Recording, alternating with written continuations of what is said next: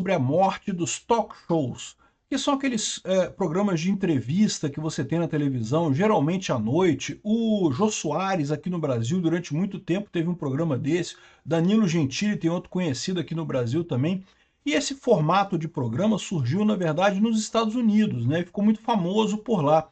E agora parece que está morrendo, porque tem a competição dos podcasts. É basicamente a mesma coisa. Se você parar para pensar, um podcast é basicamente um talk show, né? Você tem um apresentador que entrevista pessoas e coisa e tal. E qual que é a vantagem do podcast sobre os talk shows da televisão? É que os podcasts, meu amigo, você tem uma infinidade de temas, de assuntos, de pessoas falando, pessoas interessantes, outras não tão interessantes assim, mas tem um monte de gente falando nesses podcasts, né? E aí o programa na televisão está perdendo espaço. Isso ficou muito evidente nessa semana, na semana passada, na verdade, quando foi cancelado o programa do Stephen Colbert, o Late Show, na CBS, né? E vocês sabem, o Stephen Colbert é um grande crítico do Trump, criticava muito o Trump, mas até aí não tem grandes problemas. De qualquer forma, a CBS parece que preferiu cancelar o show dele. Vamos entender esse caso aqui, porque tem duas correntes do pessoal falando isso. Uma corrente é, ah não, é porque o formato tá velho mesmo, com a competição com os podcasts meio que ficou sem sentido, ninguém mais assiste talk shows na televisão e coisa e tal. Outra argumentação nessa história é, ah não, mas o Trump pressionou a CBS cedeu ao Trump e cancelou o programa do Colbert. Eu não sei qual das duas é verdadeira, mas eu suspeito que seja a primeira. Essa notícia foi sugerida por Tami Acordou Sem Saco, Não Tenho Ciúme de ex porque me casei com a Anne e várias outras pessoas. Obrigado aí ao pessoal que sugeriu notícias lá no nosso site, no visãolibertaria.com. E obrigado a você que está assistindo o nosso vídeo. Se você gosta do nosso conteúdo, por favor, deixe o seu like e se inscreva aqui no canal, né? Pois bem, olha só, o que aconteceu essa semana passada foi o cancelamento do Stephen Colbert, do Late Show, um show muito famoso nos Estados Unidos. Aqui no Brasil o pessoal não assiste muito, mas lá nos Estados Unidos é muito famoso. É tipo um cancelamento do Danilo Gentili, ou cancelamento do Jô Soares, né? Programas que têm muita audiência, que muita gente vai lá e coisa e tal, e foi cancelado. E aí que está a grande questão aqui. Ó. O pessoal ficou muito chateado aqui, ó, quando teve o cancelamento, e chegaram a fazer protestos aqui, ó, protestos na porta da CBS, coisa e tal, pedindo a volta dele. Dá para ver que os ouvintes fiéis do Late Show não eram tantos assim, né? Juntou, porque tem 14 pessoas aqui, dá para contar aqui, sei lá, talvez umas 30 pessoas. Vamos ser camaradas com pessoas. Tem 30 pessoas aqui, né? Então dá para entender que não tinha tanta audiência assim, né? Ok, eu concordo, tinha muita gente que assistia o show, mas não gostava o suficiente para ir na porta da emissora reclamar do show e coisa e tal. Isso é comum, né? O pessoal que vai lá é o pessoal que é super empolgado com o show e ficou muito chateado com o cancelamento do show. De qualquer forma, o fato de ter sido um fiasco esse protesto ali na porta da emissora deixou uma coisa muito clara, que é um problema que as emissoras têm seguido de forma consistente, né? Desde que começou a informação descentralizada e distribuída, o custo de um programa desses, como o Late Show, é um custo muito alto, cara. Não é barato fazer um programa como o Late Show, né? O pessoal está falando aqui da CBS cancelando o Goldberg, levanta a questão, outros late night shows, ou seja, shows de entrevista à noite, né? Tipicamente são assim, né? O do Jô Soares, como é que chamava mesmo? Tinha um negócio de noite também, depois da meia-noite, não sei o que lá.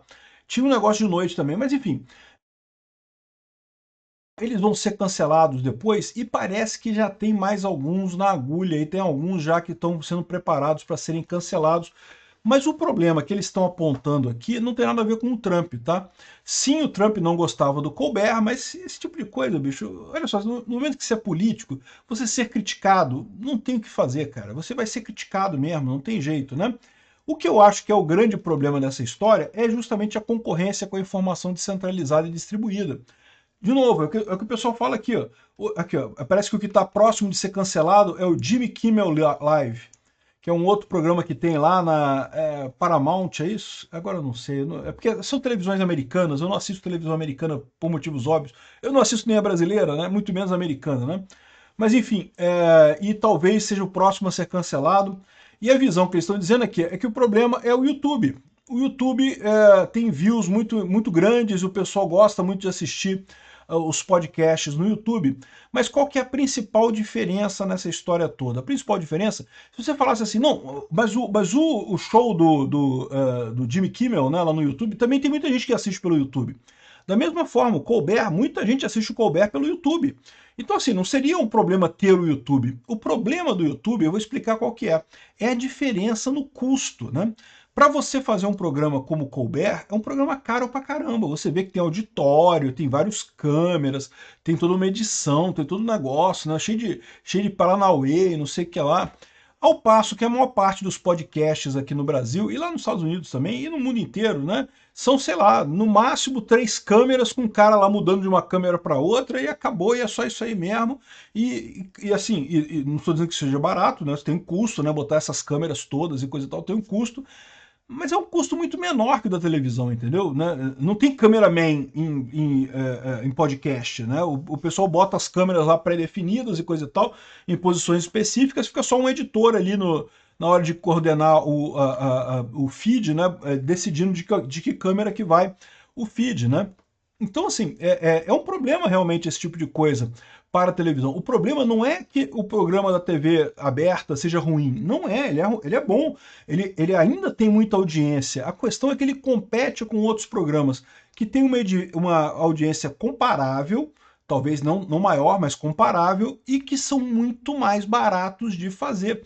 É por isso que o Joe Rogan tá ganhando dinheiro pra caramba. O Joe Rogan tá multimilionário, né? Por quê? Porque o podcast dele é super simples. E olha só, não estou dizendo que é extremamente barato, que qualquer um faz um podcast do Joe Rogan. Não, ele tem um cenário bacana, ele tem umas câmeras bacanas ali, ele investiu alguma coisa no podcast dele ali, tem um pessoal que faz, que ajuda ele ali. Mas ainda assim, se você comparar com, sei lá, o ambiente do Jornal Nacional da Rede Globo, caramba, muito maior, cara, é muito mais complicado. Ou Danilo Gentili, The Noite do Danilo Gentili. É muito mais complexo, é muito mais caro. Isso daí, cameraman, câmeras profissionais e público e não sei o que lá. E a verdade é aquilo que eu falo para vocês, é o problema que eu vejo também no meu canal aqui, porque as pessoas têm essa fixação muito em qualidade. Eu acho legal ver vídeos de boa qualidade, mas a verdade é que para mim, quando eu vejo o vídeo, me importa muito mais o argumento que a pessoa está falando do que a qualidade do ambiente, coisa e tal, né? E a impressão que eu tenho é que para a maior parte das pessoas é a mesma coisa. Então o pessoal começa a olhar para o Jornal Nacional e achar, pô, que bosta, né? Tudo bem que o William Bonner tá lá vestindo um terno, todo, né, bonitão. O William Bonner é um cara bonito, pô, né? Eu sou hétero, mas vamos concordar, o William Bonner é um cara bonito, né?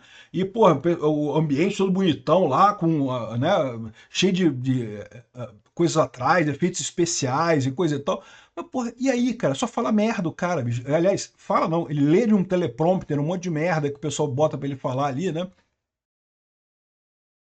Acaba que perde essa questão, né? Acaba perdendo essa importância da coisa, né? E isso é o que está acontecendo com o Colbert. Não é que o show dele seja ruim, não é. O show dele é um show bacana, é um show legal, as pessoas gostam de ver. A questão é que tem tantas opções hoje em dia para você ver que acaba que pouca gente acaba vendo o show dele, né? E dá para ver que o número de pessoas que foi protestar ali foi bem decepcionante mesmo, no final das contas, então meio que passou a época, passou a época. É muito comum isso. Olha só, eu não tenho dúvida nenhuma, tá? Aqui esse formato no YouTube também vai durar um tempo. Daqui a pouco surge outra coisa. Pode ter certeza, não vai se ficar, não é para sempre esse tipo de coisa. Esquece isso, não tem esse negócio de ser para sempre. Nada é para sempre no final das contas, ainda mais em cultura, né?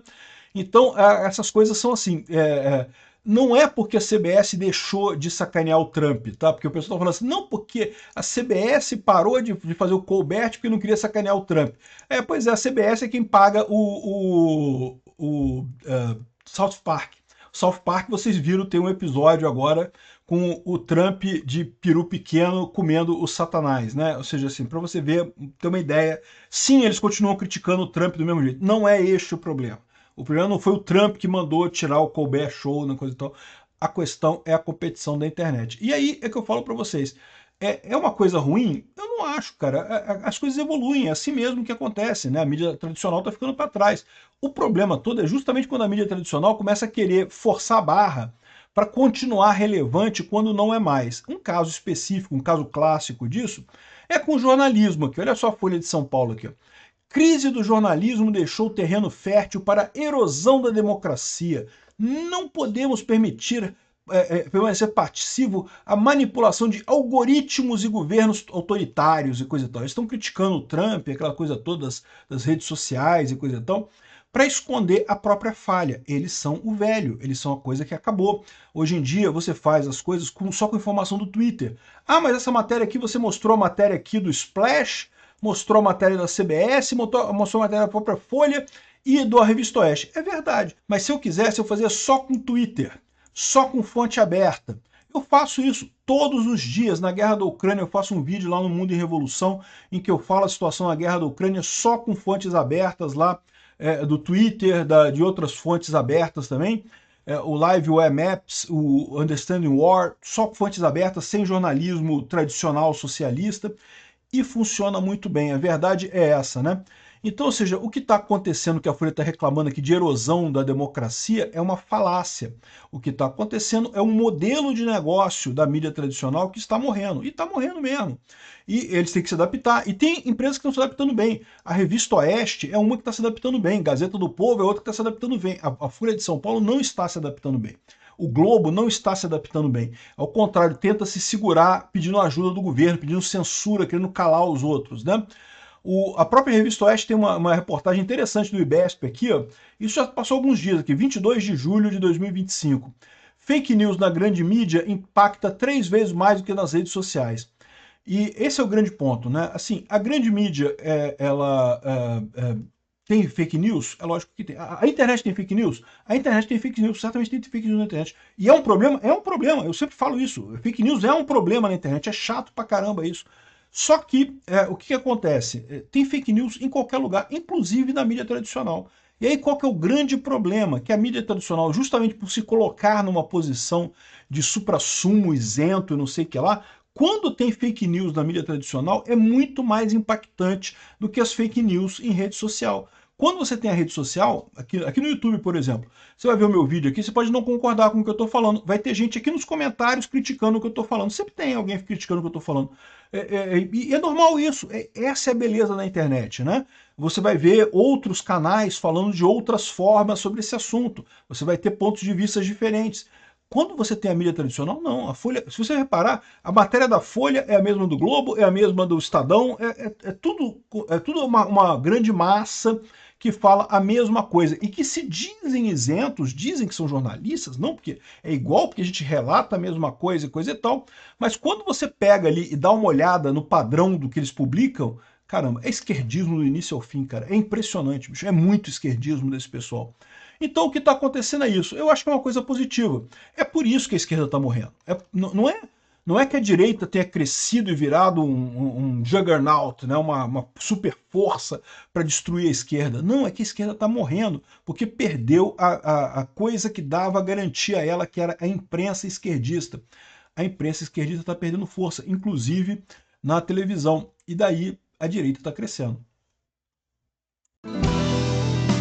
Obrigado por assistir o vídeo até o final.